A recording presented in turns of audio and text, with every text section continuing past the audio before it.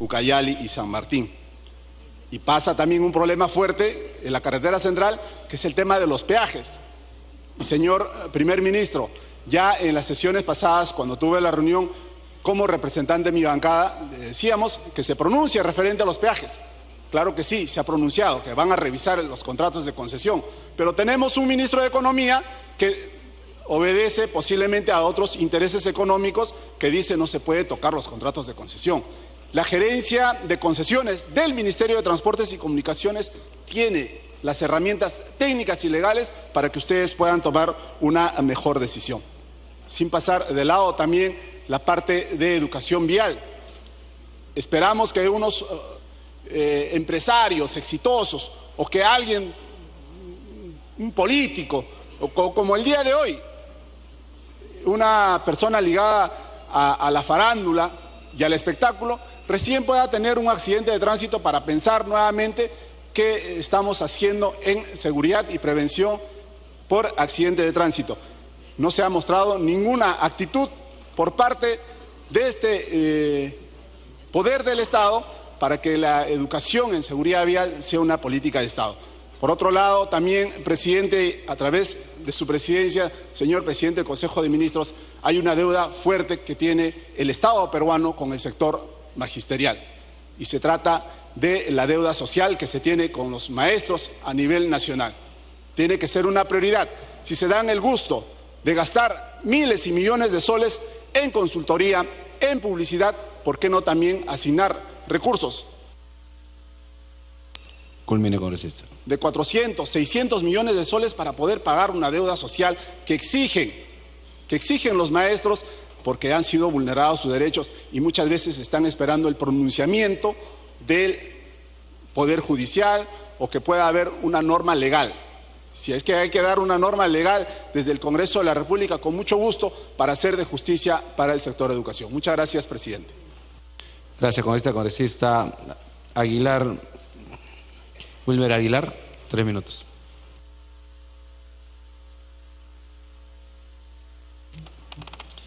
Presidente, mi saludo a usted y también al presidente del Consejo de Ministros y a todos los ministros que hoy nos acompañan. Es grato saludar a ustedes porque al menos están escuchando y más que hablar es importante escuchar para poder dar atención y solución a los problemas. Sabemos que usted, presidente del Consejo de Ministros, tiene una ascendencia provinciana y tenemos mucha fe, mucha esperanza que pueda orientar ese trabajo en función de los pueblos que más necesitan. Cajamarca hoy se debate en la pobreza, así lo dice INEI. Y es incoherente siendo una región minera que realmente ha dado divisas importantes al país y la gran pregunta es ¿qué pasa o qué pasó? Cada uno responderá según la función que ha representado. Yo quiero incidir en algo que es importante. En la semana de representación hay una obra de trascendencia que es la longitudinal de la sierra y acá nuestro ministro de Transportes. Reconocer porque hoy en la mañana ha recibido a las autoridades de mi región y el día 11 estará con el presidente de la República visitando esa región para retomar esos trabajos, darle el impulso y la atención que se merece. Igual, el tramo que comprende Cutervo-Cuica, que también es un tramo que ya tiene financiamiento y nada más está para retomar y dar el impulso que se merece. Por otro lado, en el tema de salud, ministra, tenemos 3 hospitales que ya Cajabamba está solamente para visitar, hacer la evaluación que corresponde y que entre en servicio de la población. Igual Jaén. Jaén, cuando visitamos siempre la población reclama, ¿y qué pasó? Hay un presupuesto para el tema de implementación, hay que hacer que camine, hay que monitorear y dar el impulso que corresponde, toda vez que la población amerita una atención rápida y eficaz. Igual Cutervo, una obra que se viene ya ejecutando, construyendo, que es el hospital, y esperamos también hacer el monitoreo que corresponde. En el tema de agua y saneamiento, ministro, me parece muy bien que sea política del gobierno dar de agua digna para todos nuestros hermanos, especialmente en esa región de Cajamarca. La gran pregunta, si hoy estamos dentro de ese mapa de pobreza, es porque realmente tenemos un índice muy alto en el tema de agua y saneamiento. Y por eso yo pido a usted, señor ministro de Vivienda, da la atención que corresponde y que cuando vengan las autoridades que están viniendo siempre y se los dice venga mañana, no es responsabilidad de usted aún, porque sabemos que recién están retomando su trabajo, pero sí, a veces se los pasea a nuestras autoridades y es los despachos de los congresistas que realmente tenemos que estar acompañando constantemente para que puedan ser atendidos. Y algo que me preocupa también es en el tema de la seguridad ciudadana. Ministro del Interior, a usted invoco. Hay acuerdos y compromisos que en su momento se firmó en Jaén y que hoy miles y cientos de hermanos ronderos no... Culmine, por favor, congresista, 30 segundos. Observando para que esos acuerdos y compromisos que en su momento se han hecho en el tema de salud, en el tema de educación, en el tema de poder implementar y ayudar, porque no es justo que una organización tan grande que es Imagen de Justicia en el país, porque hoy las rondas se han multiplicado y han crecido a nivel del país, tenga que atender un trato ejemplar. Hay municipalidades que están concertadamente trabajando con la policía y la fiscalía. Tal es el caso de la Municipalidad Provincial de Cutervo, de Chulucanas y de Cajabamba, y tienen ahí, es testigo mi colega Gino Costa, que venimos trabajando en mesas que realmente se tiene que atender e impulsar, porque ahí están contempladas las herramientas necesarias para poder atender y solucionar los problemas. Congresista, 30 segundos. Para terminar, en el tema de agricultura, señor ministro, hay que dar atención toda vez que Cajamarca tiene bondades tremendas en el tema de la agricultura y la ganadería. ¿Qué necesitan? Mejores semillas, asistencia técnica y los créditos. Y en el tema también de electrificación rural, más del 60% aún hay comunidades rurales que quieren ser atendidas. Pedimos tomar conciencia y sobre todo una atención que corresponda, pero con absoluta responsabilidad. Deseamos a este gabinete a trabajar con humildad, porque ustedes son ministros y ministro significa la persona que está al servicio del pueblo. Muchas gracias. Muchas gracias. Congresista Úrsula Letona, 3 minutos.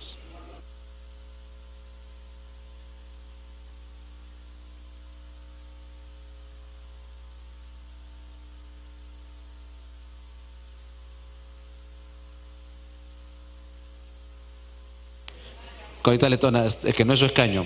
¿De qué congresista es ese escaño? Audio al escaño del congresista Chihuán, por favor. Gracias.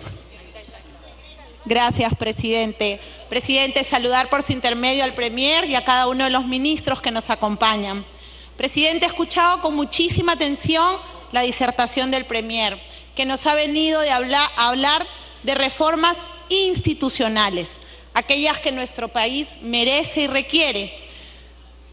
He visto, presidente, el ánimo de mis colegas, compartir esa necesidad de emprender reformas, y soy consciente que cada uno de los proyectos que hasta la fecha se han presentado en estas legislaturas han sido priorizados para su debate. Habrá que ampliar el debate, habrá que invitar a la academia, a los expertos, a la sociedad civil, para enriquecerlo. Pero, presidente, yo quisiera hacer énfasis en dos aspectos sustanciales de estas reformas que hoy se nos plantean. En primer término, la lucha contra la pobreza. Esa pobreza que hemos visto, de la cual hemos sido testigos y que en algún momento hemos padecido, presidente. No la pobreza de las cifras de un experto sentado en un escritorio, la pobreza de la que hablaba Carlos Tubino en Ucayali, la pobreza que nos enseñó Modesto Figueroa en Madre de Dios, la pobreza que invade Curgos, el distrito más pobre de nuestro país y tan mentado en este hemiciclo y por la clase política. También, presidente, la pobreza de Goyo en Cajamarca. Y la verdad, presidente, esa pobreza que hoy, según UNICEF, implica el 42% de nuestra población infantil, presidente. Esa pobreza que nos golpea y respecto de la cual no hemos sido capaces siquiera de disminuir. Y la otra cara de la moneda, presidente, la informalidad. Porque sí, pobreza e informalidad van de la mano, presidente. Implican sin duda reformas transversales en materias como salud y educación. Reformas que históricamente, desde los fines de los 90, hemos postergado. pero hay una reforma que resulta siendo transversal y estructural, presidente, y lamentablemente hoy no hemos escuchado nada al respecto, y es la reforma del Estado, presidente. La reforma que haga ese Estado eficiente. No puede ser posible que no hayamos escuchado el día de hoy alguna referencia al servicio civil. Y en nuestro país, presidente, lo único que ha crecido es el empleo público. Sin embargo, la calidad de los servicios públicos es aún más deficiente. Necesitamos ver qué ha funcionado en el mundo, presidente. Necesitamos mirar qué han hecho otros países de la región cuyas rentas son parecidas a las nuestras. ¿Y qué han hecho? Han creado un centro de gobierno que alberga a las dos más grandes estructuras de la función pública, el Ministerio de Economía y Finanzas, tan poderoso, y la presidencia del Consejo de Ministros. Necesitamos, presidente, un Estado fuerte que cumpla el rol de árbitro con nuestros niños, con las mujeres, con las comunidades campesinas y en general con todo aquel que sienta o sufre una situación de desigualdad. Pero también necesitamos un Estado que haga respetar la ley, presidente, y que haga que el principio de autoridad se mantenga, que implique que hasta un congresista no tenga la capacidad de aprovechar una huelga para parar una carretera. Necesitamos un Estado que planifique, presidente, y para eso es indispensable que se constituya ese centro de gobierno.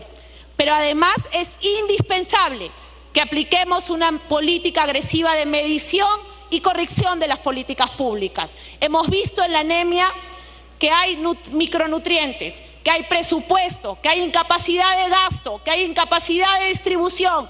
Sin embargo, los niños de Curgos, de la ruralidad, de la Amazonía, siguen viendo esas chispitas podrirse en los almacenes o incluso ni siquiera llegar a sus ciudades.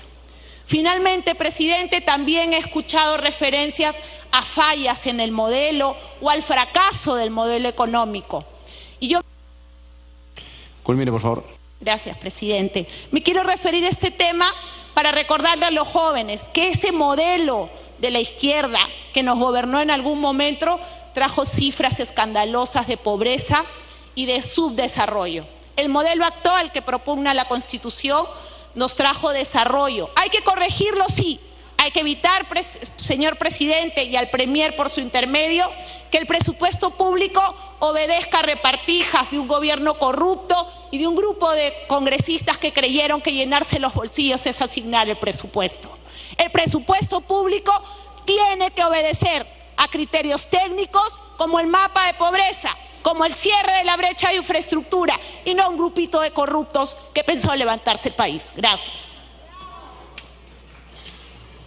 Congresista Marco Miyashiro, 3 minutos. Gracias, señor.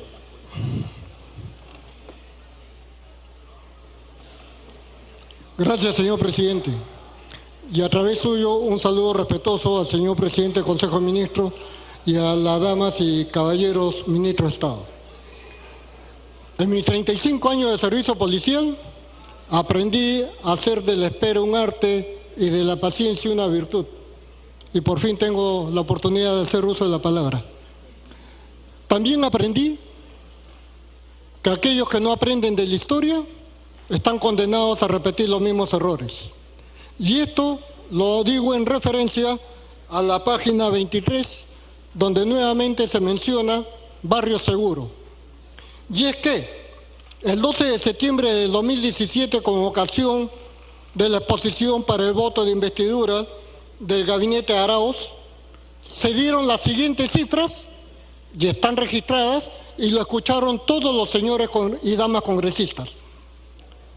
Se proyectó que para el 2017 se iba a tener 18 zonas seguras, barrios seguros, y que para el 2018 se iba a contar con 50 barrios seguros.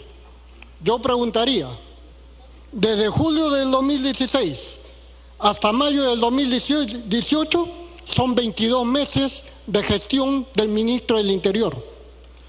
Y 50 barrios seguros es un buen resultado, sobre todo teniendo en consideración que el Perú al año 2016 tenía 25 regiones, 196 provincias y 1.874 distritos. ¿Ese es un resultado favorable? Luego dijeron en la exposición que con 124 millones se iba a potenciar 361 comisarías a nivel nacional y que para el 2019, no para el 18, se iban a repotenciar 215 comisarías con 700 millones de soles. Es decir, del año 2016 al 2019 se iba a repotenciar 576 comisarías. Y en el Perú tenemos 1.545 comisarías, según el censo del INI de comisarías del 2015. Se iba a comprar 10.000 computadoras. Se iban a potenciar 900 patrulleros que el mismo ministro del Interior, Basombrío, dijo que se habían comprado con los pies. 900 motos para tener una capacidad de respuesta. Y 8.000 radios de receptores y transmisores. La ciudadanía pide que la policía no use teléfonos celulares durante el servicio, pero estos radios no existen. Y si se les quita el teléfono celular de propiedad que cada efectivo policial paga, la policía se queda incomunicada. 30 segundos. ¿Se habló? Sí. Se dijo y se contrató a 802 auxiliares de policía para que los policías que cumplían servicios administrativos salgan a las calles. Para mí, esa es una portátil política, un servicio de soplonaje, y que para el 2018 iban a tener 1.500 auxiliares de policía. Yo considero, señor, que eso no es lo adecuado por la imagen y el honor que debe tener un policía nacional. Para el 2017 iban a salir 13.000 nuevos policías. Yo me pregunto, ¿con qué capacitación? Y hoy día usted, señor, a través de la presidencia, señor Premier, ha dado una excelente noticia que de la escuela de oficiales ya van a haber especialidades, tanto de investigación como de prevención. Pero están confundiendo también las actividades de inteligencia con la de investigación. La inteligencia es la etapa preliminar de toda investigación policial. Estamos estudiando, señor, la posibilidad de que haya una reforma constitucional del artículo 166 para que haya una policía que se encargue de la investigación criminalística, independientemente de un cuerpo de policía que se encargue de la seguridad, el orden público. Y también, a través de la presidencia, señor ministro de Justicia, he formado durante 2 años parte de la Comisión Multisectorial de Implementación del nuevo Código Procesal Penal. Y en todas las reuniones multisectoriales que hemos sostenido, siempre se planteó la necesidad de adecuar el Código Penal a la realidad nacional. Por lo menos copiar lo que ha hecho Colombia, en donde sí le da capacidad operativa a la policía y no lo tienen de simple auxiliares como es actualmente. Congresista, culmine, por favor. Actualmente un ciudadano va a una comisaría y no hay ninguna reacción de la policía porque tiene que esperar la carpeta fiscal. Eso genera más desconfianza de la población en las instituciones encargadas de control social. Para terminar, señor, al señor ministro de Defensa, le solicitaría que haga una evaluación costo-beneficio de cuánto se está invirtiendo en EBRAEN y cuáles son los resultados. Porque el señor congresista Tubino ya presentó un proyecto que es ley y que la Fuerza Aérea, la Fuerza Armada no lo quiere asumir, la interdicción aérea. Ya en la Comisión de Defensa se aprobó que la zona de emergencia, donde por decisión presidencial el orden interno está a cargo de la Fuerza Armada, tengan también capacidad para intervenir en el tráfico ilícito de drogas y lo ponga de inmediato a disposición de las autoridades competentes y no se cumple.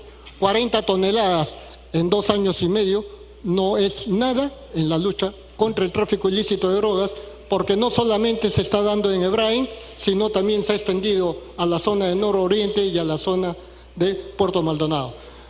Tengo que cortar porque ¿Cómo no, congresista? hay Muchas que dar gracias. oportunidad a todos. Muchas gracias, señor. Muchas gracias, congresista Morales. 4 minutos. Gracias, presidente. Me solicita una interrupción el congresista Curro, si usted lo permite, presidente. Congresista Curro, la interrupción. Gracias, presidente. Gracias, congresista Morales.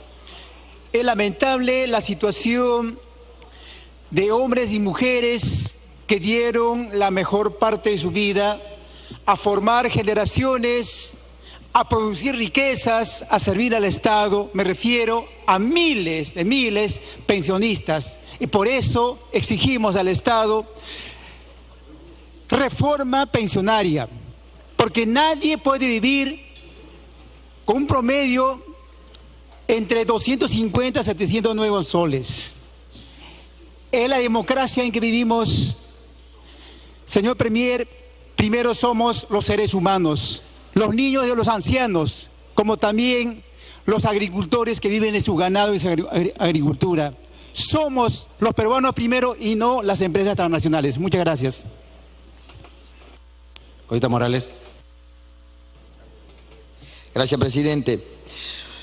Queremos definitivamente a través suyo dirigirnos al Premier para poder pedirle algunas definiciones, presidente. Es necesario que en este momento se diga las cosas claras al país. ¿Van a mantener el decreto supremo 006 de este año de energía y minas? El 07, 08, 09, 010 que aprueba contratos y licencias de exploración y explotación de hidrocarburos. ¿Lo van a hacer, presidente? Tiene que haber una definición. Tenemos que además preguntar, ¿van a eliminar los nuevos contratos bajo modalidad de CAS e iniciar el pase progresivo, además al régimen 728 o al 276? ¿Va a continuar esta explotación de los trabajadores del sector agropecuario y agroexportador, presidente? ¿Va a haber esa flexibilización laboral que maltrata a esos trabajadores y a las mujeres campesinas? ¿Ese es lo que va a continuar o vamos a hacer las cosas diferentes, presidente? ¿Va a seguir gobernándose el país a través de estados de emergencia? ¿Eso va a continuar? Como el caso del BRAE, como el caso Tumán, como el caso además de la zona de las Bambas, que no beneficia de ninguna manera una buena gobernabilidad en el país. En contraparte, en el BRAE beneficia a los narcotraficantes y a la gran burocracia que se encuentra ahí. En Tumán a las grandes azucareras. Entonces, presidente, y en las Bambas además también a las empresas mineras transnacionales. ¿Va a continuar esto, presidente? ¿Va a continuar además el rechazo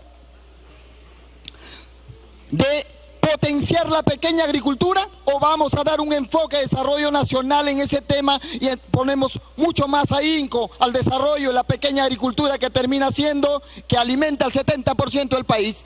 Es necesario que haya definiciones, señor presidente. Además, tenemos que decir que si el gobierno del presidente Vizcarra va a seguir respetando el fallo de la Corte Interamericana de Derechos Humanos y por lo tanto respaldando este indulto Bamba, o vamos a tener necesariamente, presidente, que decir que se respeta los acuerdos internacionales. Es necesario que haya definiciones, presidente. Vamos además decir en el tema de Agrobanco que se va a seguir haciendo esos lobbies para poder de una vez liquidar Agrobanco, o va a continuar siendo un banco que aporta y desarrolla la pequeña agricultura. En este momento tenemos un agrobanco que tiene el carácter de privado, de una financiera usurera, presidente. Y además, y le informo a través suyo, presidente, al Premier, que en este momento se están maltratando trabajadores que han estado gestionando este tema de agrobanco a nivel nacional. Finalmente, presidente, quiero hacer una denuncia gravísima que lo hemos hecho aquí, en el Pleno. Lo hemos hecho en el país, lo hemos hecho a través de los medios, pero no ha hecho oídos el Ejecutivo. Es al respecto de este decreto supremo 351 del 2017, mediante el cual a debida, presidente, se le ha depositado 13 millones de soles. 13 millones de soles, señor Premier, a través suyo, presidente, que ha terminado depositado en la embajada norteamericana para poder hacer la interdicción a nivel nacional. Presidente, es necesario que se dé explicaciones sobre este tema. No puede hacer que dinero de todos los peruanos termine en la embajada norteamericana para perseguir un proyecto de interdicción cuando tranquilamente lo puede hacer el país. Por eso, presidente, y quiero informar además que esto se ha entregado con el decreto, se ha entregado a debida con el decreto supremo 351 de 2017 y se ha entregado además con la resolución 146 de debida, presidente. Minuto adicional. Es importante que se tenga que ratificar y fijar posiciones acá. Se tiene que decir al país que en el sector laboral cómo se tiene que trabajar. Se tiene que decir que en el tema ambiental se va a defender o no se va a defender las cabeceras de Cuancas y el agua, presidente. Es necesario que haya definiciones, porque si no hay definiciones nos vamos a ver en una seria contradicción. En este momento en Olmos se está teniendo un paro que tiene que escucharse, presidente. Los trabajadores que se encuentran vinculados a la pesca artesanal están exigiendo ser escuchados. Tenemos que escuchar. Los agricultores además también están pidiendo ser escuchados, presidente, y yo creo que ese es el camino. Sin embargo, se tiene que trazar correctamente una línea política para el país. Que se escuche las denuncias, pero que se avance a donde se tiene que hacer, presidente. Muchas gracias. Muchas gracias. Congresista Mauricio Mulder, cédula parlamentaria aprista, 8 minutos. Presidente, una vez más, darle la bienvenida a este nuevo Consejo de Ministros, que viene in extremo, porque le queda hora y media nada más, a pedir facultades y además gozar del voto de confianza. No han tenido todavía el voto de confianza y ya pidieron las facultades. A las 8 de la noche se ha ingresado el proyecto de ley 2791 del Poder Ejecutivo de 57 páginas, solicitando facultades. ¿Y si no le damos la confianza? Creo que han podido esperar hasta mañana, ¿no? Pero debe ser, presidente, que la mayoría de los miembros del gabinete Villanueva, yo diría todos, creo que si les hubiésemos preguntado hace 3 meses si pensaban que iban a pasar su 2 de mayo aquí, en esta larga jornada, todos hubiesen dicho que no. Y estoy convencido de que si el presidente de la República los llamó, para ellos ha sido una llamada sorpresa. Porque no provienen de la vida política, provienen con brillantes carreras, según he leído, de cada uno de los rubros en los que están en estos momentos siendo convocados. Y sin duda saben y son expertos en eso. Pero aquí estamos en un campo distinto, que es el campo de la vida política, que es sumamente complicado. Y por lo tanto este gabinete, presidente, es un gabinete que políticamente es una incógnita. No conocemos en absoluto cuáles son los antecedentes políticos, salvo del presidente del Consejo de Ministros, que pertenece, entiendo yo, todavía a un partido que no es un partido oficialista, por lo menos en términos oficiales. APP creo que no es un partido oficialista, y los demás no pertenecen a ningún partido. Creo que salvo el caso del congresista Eresi, que pertenece a un partido que creo que ya incluso va a cambiar de nombre, ¿no? PPK, ya está medio quemadito ese nombre. Y entonces, presidente, el ir directamente a dar una confianza a un grupo de ilustres ciudadanos que no tienen antecedentes políticos y que solamente tienen una biografía personal descollante para el ejercicio de la política, me parece que sería una aventura bastante peligrosa. Porque va a ocurrir, presidente, y eso también es tónica de lo que va a suceder con los ministros, que las comisiones los van a empezar a citar, que obviamente van a tener que someterse a debates en donde les harán preguntas incómodas, difíciles, complicadas, donde habrá debate, y es altamente probable que alguno de los ministros sea interpelado, que son mecanismos perfectamente constitucionales establecidos de diálogo entre el Poder Ejecutivo y el Poder Legislativo. Y el señor presidente del Consejo de Ministros ha dicho que lo que él busca es que haya un diálogo sostenido y permanente entre el Parlamento y el Poder Ejecutivo. Pero ese diálogo no es solamente conversaciones de café, son conversaciones de interpelación. Son conversaciones en las que los congresistas pueden formular imputaciones, porque así es pues la libertad del debate político. Y yo pregunto, ¿Los ministros están preparados para esas contingencias? ¿Para venir al Parlamento como parte de su obligación? ¿O lo van a tomar como muchos ministros lo han tomado en el sentido, vamos a perder el tiempo ahí en el Parlamento, no me van a dejar trabajar?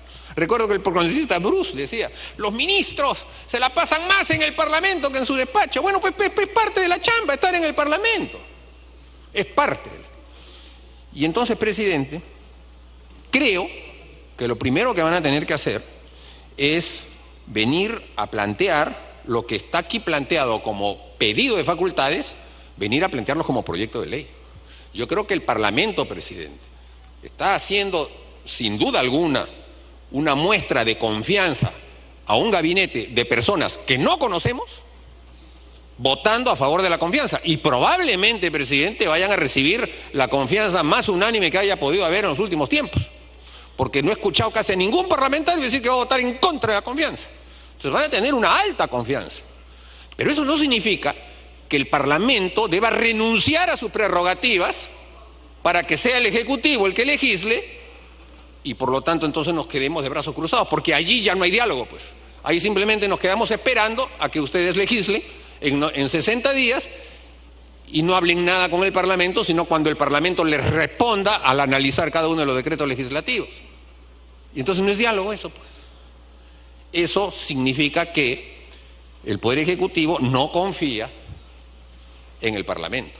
Si la Constitución estableciese que el Poder Ejecutivo tenga que votar una confianza al Parlamento, seguramente no la estarían suscribiendo porque ellos están pidiendo facultades delegadas. Es como que nosotros pidamos facultades ejecutivas, porque no creemos que lo puedan hacer. Y eso, presidente, creo que debe entrar justamente como punto medular del debate a partir de mañana. No creo que se comience bien en un esquema en el que el Poder Ejecutivo y el Poder Legislativo van a iniciar un mecanismo conjunto de llevar al país hacia adelante con un pedido de facultades. Y menos con un pedido de facultades tan amplio de 57 páginas como el que se ha presentado. Eso en primer lugar, presidente.